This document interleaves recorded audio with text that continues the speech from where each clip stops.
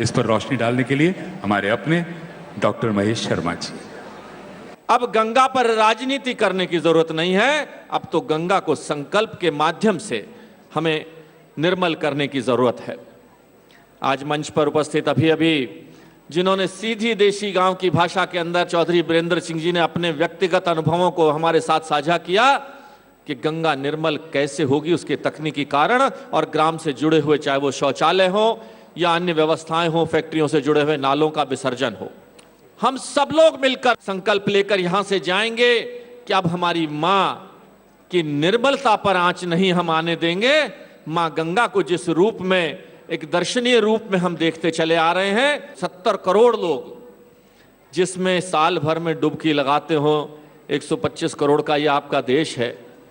और मैं तो जब बनारस और हरिद्वार जाता हूं तो वहां के लोगों को, संत जी भी बैठे हैं यहां,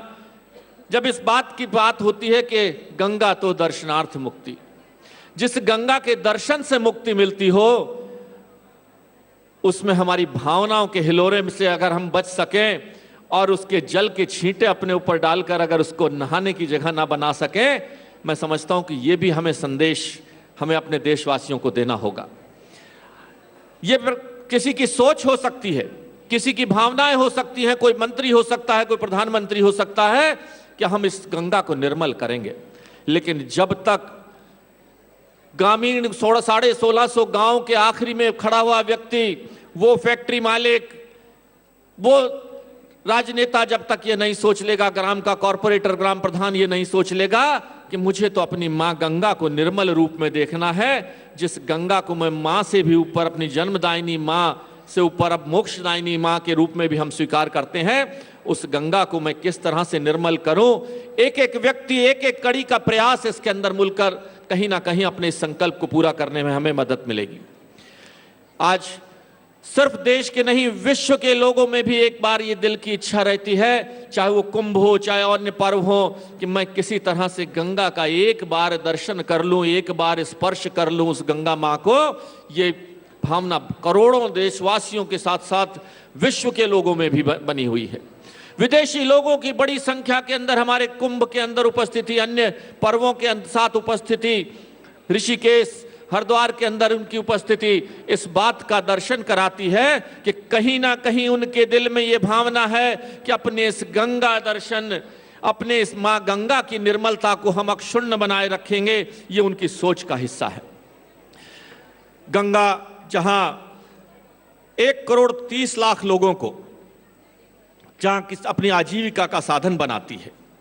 जहां देश की 43% आबादी कहीं ना कहीं गंगा से जुड़ी हुई है, उस देश का भविष्य भी गंगा में ही सुरक्षित है, गंगा में ही आरक्षित है। अब जब इतनी बड़ी महत्वता हो, चाहे वो आध्यात्मिक हो, चाहे धार्मिक हो, चाहे आर्थिक हो, और मैं समझता हूं भारत के अंदर आध्यात्मिक पर्यटन की भी बहुत बड़ी महत्वता है। भारत सरकार ने इस महत्व को समझा है। देश के 13 शहरों को उन्होंने आध्यात्मिक शहरों की प्रसाद योजना से जोड़ा है। पर्यटन की दृष्टि से लोग वहां जाएं, गंगा किनारे जाएं। आज हम सब लोगों को उस पर्यटन को, इको फ्रेंडली पर्यटन, कि पर्यटन तो हो, उससे आर्थिक लाभ भी हो, उससे वहां के लोगों के जीवन में उत्थान हो, लेकिन किसी तरह मेरी गंगा निर्मल भी बनी रहे, यह भी हमारा संकल्प रहना चाहिए। मैं समझता हूं आज समय आ गया है कि हम सब उठ खड़े हों और एक साथ इस संकल्प के साथ, उमा जी के संकल्प में, हमारे प्रधानमंत्री जी के संकल्प में, कि अब गंगा मैली नहीं होगी, चाहे वो हमें कोई भी तरीका उसके लिए इस्तेमाल करना पड़े, अपनी गंगा को हम अब निर्मल देखना चाहेंगे। मैं पर्यटन और संस्कृति मंत्रालय का जो जिम्मा मुझे दिया गया है आदरणीय प्रधानमंत्री जी ने, मैं उन दोनों मंत्रालयों की तरफ से आदरणीय दीदी उमा जी को भी ये विश्वास दिलाता हूं और आप सब लोगों को भी ये विश्वास दिलाता हूं कि अब पर्यटन भी बढ़ेगा,